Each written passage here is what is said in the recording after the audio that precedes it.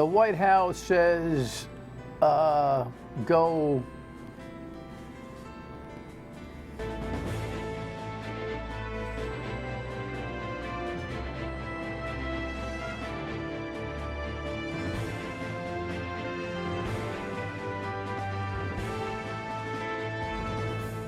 The Dan York State of Mind program is brought to you in part by Lookout Rhode Island and Takeo Comfort Solutions.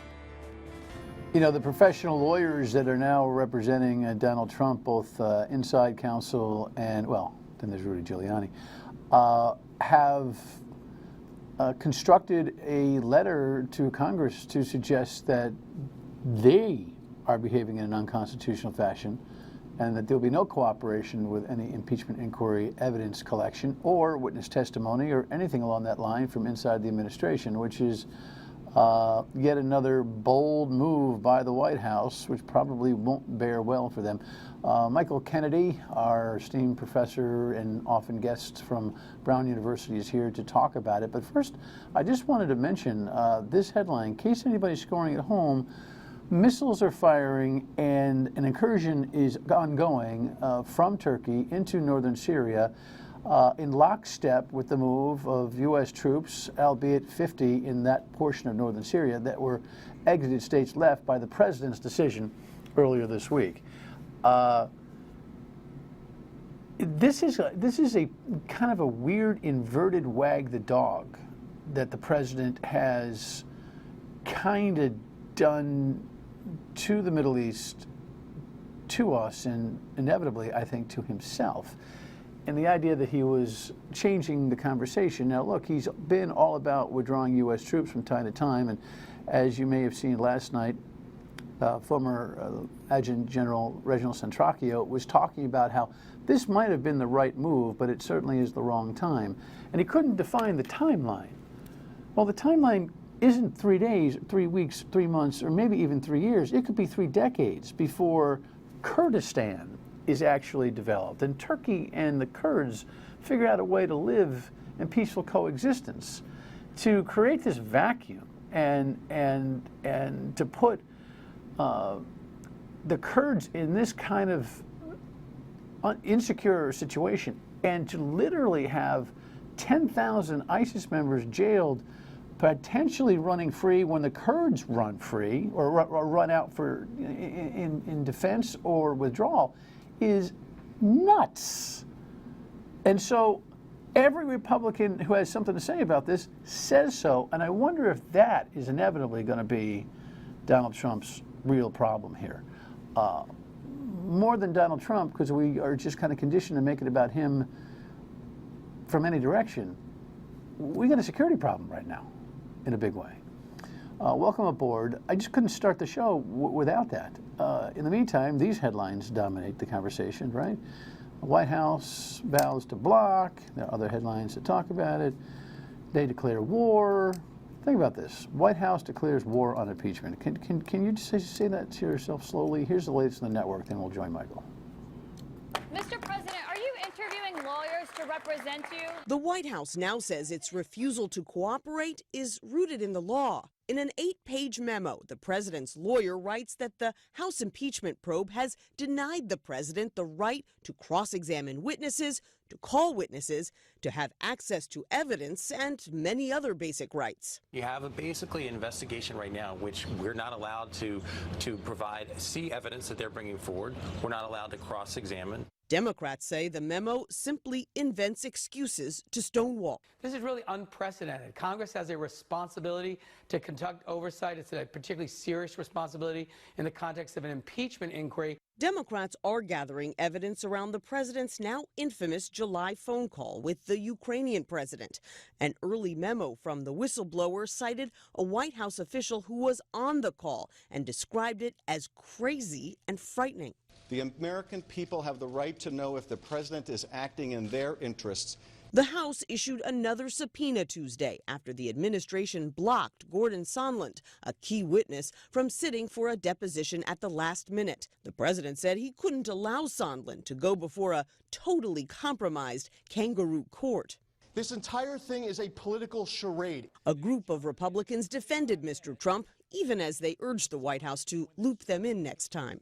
Ambassador Sondland says he's disappointed that he wasn't allowed to attend this deposition today. Yeah, and I said the same thing. We wish he would have been able to testify too, but we fully understand why the administration made the decision they did. They really wish that he was able to testify, but they understand. These guys are on the fly right now, making it up as they go along, it seems to me. Welcome, Professor. Good to see you. Michael is a professor of sociology and international affairs at Brown University. I don't know, we've had a dozen conversations about this presidency. Give me a short snippet as to where you think we are right now, then we'll talk about some of these important developments. The first time I was on your show talking about this, March 2017, I said, I anticipate Trump being impeached. You said, no, it won't happen. I feel like it's Check March the tape. 2017. Wait a second. What? Go on Twitter, and you'll see. I just retweeted. So, but honestly, where we are right now, we are in the greatest crisis I could imagine. Why? Because we have a foreign policy crisis of unimaginable proportions, so much so that Republicans, even Trump's greatest acolytes, are coming out and saying that Trump has screwed up in withdrawing from Syria. That's on the one hand. And on the other hand, of course, we have this impeachment upcoming, and Trump et al. Stonewalling this whole inquiry. But they have two roots. And that is, everything depends on whether we see responsible Republicans stepping up to keep America from falling into an even deeper crisis than what it's in right now, and keeping the world a little bit safer than what Trump has just made happen with Erdogan's and Putin's support. This is a Turkish and Russian alliance to create a new kind of Syria at the expense of Kurds, who were America's allies, and the expense of the world, when, as you were right, this incursion will release all sorts of ISIS prisoners. Well, the president is trusting Turkey to secure those prisoners. Their top responsibility, their top security perception, threat, is not ISIS. It is the Kurds. That's who they're going after. Any legitimacy to Turkey's concern about the Kurds? There is a complicated relationship between the Kurds of Turkey and Turkey's own Kurdish citizenry, but I think the important thing to think about is that instead of aggravating crisis, as you said in the beginning of the show, Turks and Kurds need to figure out a better way to live together, right? And that is by deepening democracy within Turkey and assuring the stability of the Kurdish part of Iraq. That's not an easy ask. And it certainly doesn't feel like it's going to, I don't think we're at a closer chance for that to happen now that this has happened. Oh, no. I mean, this has made things far worse. Yes. And we were already in a declining spiral as Erdogan is assaulting, the foundations of Turkish democracy itself. And by the way, he's now coming over. Oh, yeah. He's coming over for a visit. He must have done Trump a favor. How is that going to go? How are the Republicans going to feel about that?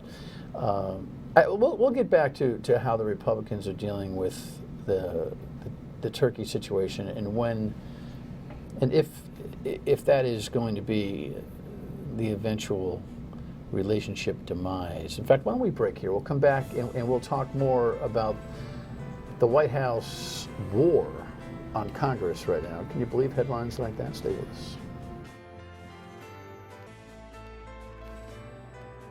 This is one of the few impeachment inquiries in the history of our country.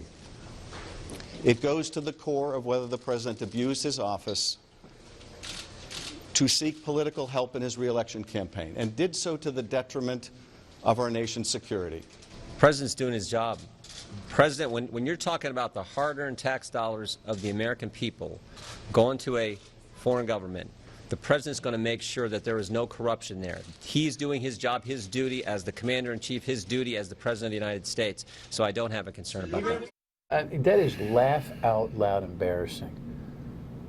I don't know how Jim Jordan's Ohio constituents can actually look at that and think that the guy isn't almost a paid shill at this point. To suggest that Donald Trump would put corruption in a foreign environment as his top concern while holding back already congressional passed resources for military aid to that country is beyond the pale of belief.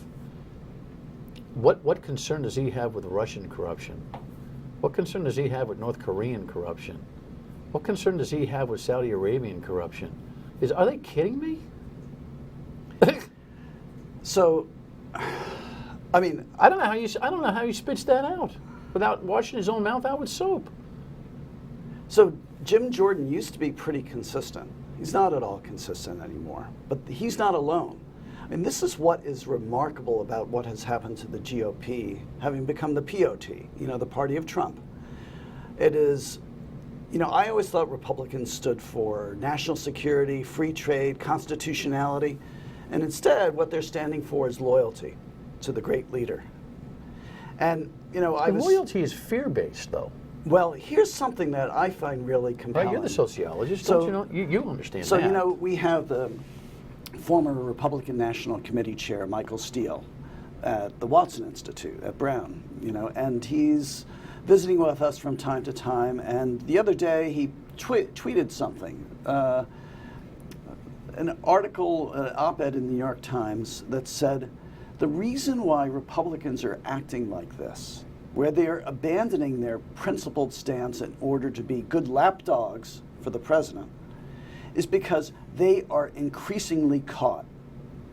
They are not defending Trump so much as they are defending increasingly their own past defenses of Trump. And so, to my mind, say it slowly. They are not defending Trump as much as they are defending their past defenses of Trump. They are themselves. So they're doubling down on. They're doubling down on their defenses. Of course, there are reasons why they do that, because they're afraid of Trump attacking them. They're afraid of getting primaried, right? So that's understandable. Basic core political. That's rational. Worry. That's a rational political act. But what is not rational is that Trump is digging holes deeper and deeper and deeper for them to go in order to continue to defend the indefensible. And that is what Jim Jordan has done here. But the reason why this is so dangerous is that this is unsustainable, especially when you have a crisis like that which you began the show. The Turkish crisis, the Turkish-Syrian crisis, is perhaps going to push over the Republican establishment, because you see more so here's a question. Why should we be more outraged by what's happening in Turkey and Syria and less outraged by what's happening in Ukraine with Trump? Oh, it's because Trump is actually seeing this.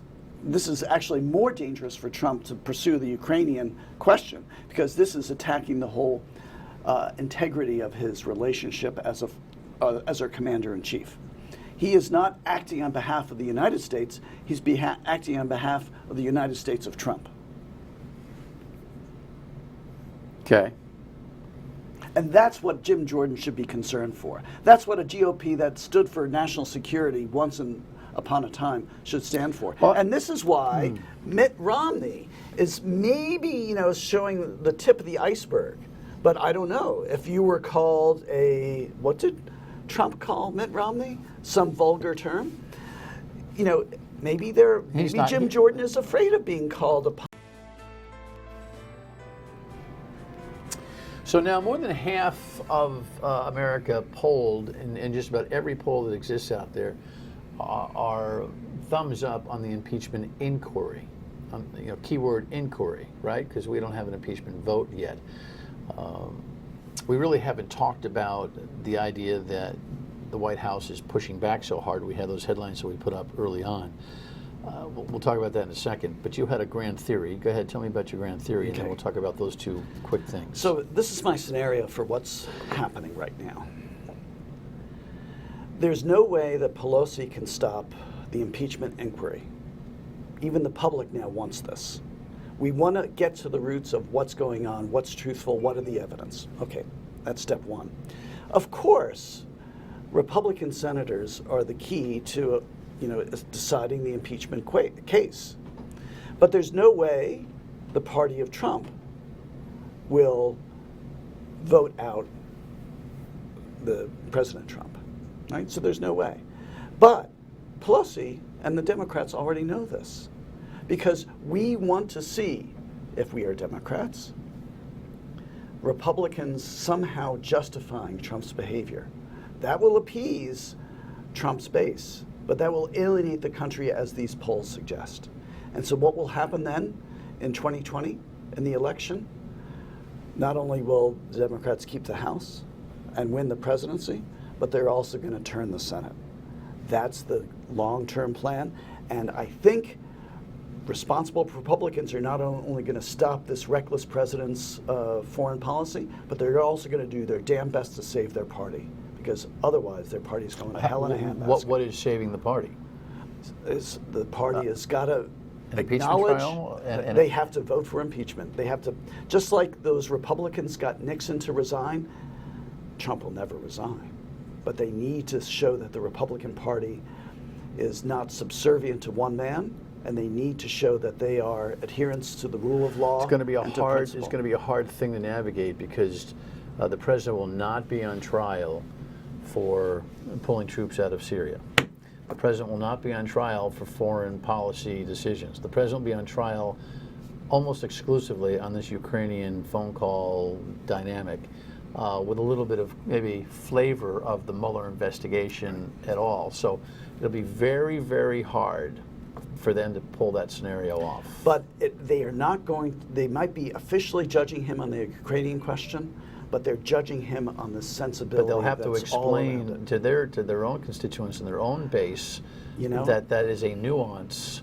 It'll have to be, I don't know, almost like, it's a weird analogy, but almost what Buddy Cianci got arrested was convicted on. That's right. He was not convicted on any predicate counts at all. He was convicted on the overarching responsibility for the conspiracy. That's good. So the Senate comes back and says, well, listen, we don't really buy this whole phone call thing. We don't really believe that he was holding back military aid in lieu of a promised investigation of his political opponent, Joe Biden. We don't really believe that, but you know what, guys, whack job, won't stop tweeting, just pulled this stunt in Turkey. That's a mess. We got ISIS running around now. He's got to go. That's going to be a hard one. That's going to be a hard one. But we'll see what you're... if they don't, though, you're saying the Democrats are like, ha-ha, gotcha. If they don't, the Republicans are trapped. So I would say this to every responsible Republican out there. Oh, finger pointing at the cameras going on here. Are you going to be responsible? To your constituents today, or to history ultimately? And the move for the White House not to cooperate is not going to help the polling data that is already momentumed. And remember, the impeachment process is political in the sense, not dirty political, but in the sense of the pulse of the people. By the way, I don't know where they get off on this. There are no rules in the House for that. The House can conduct their own inquiry at their own pace with their own process. And in fact, the Senate, while it's responsible for a, quote, trial, can run it the way they want to as well. There is this due process rules of the district court that they're trying to imply need to go here. It's a specious argument, a terribly specious argument. America's going to have to get a civics lesson on this one. But this is not the legalese that they're using is not a legal argument. It's part of the political argument to say, oh, I'm being so poorly treated. Or me. Trump is good at playing the victim. I'm surprised. I always do this with you. 20 seconds is all I got. What happens next? I am perplexed. I don't know. Because everything stands in the hands of a few Republicans about whether they're going to be responsible or whether they're going to cave to Trump's pressure. Stay tuned. I wish it was just a TV drama. It's not. Professor, thank you. Thank you. Final word. Tomorrow night we get Twin Rivers side of the Twin River IGT collision. Mark Crisafulli, the VP-GM, actually he's got a bigger title than that. One of the big honchos at Twin River will be in here tomorrow night to talk about that. All right, we'll see you on the radio at 3 until 6 on WPRO tomorrow. Thanks so much for tuning in. Good night.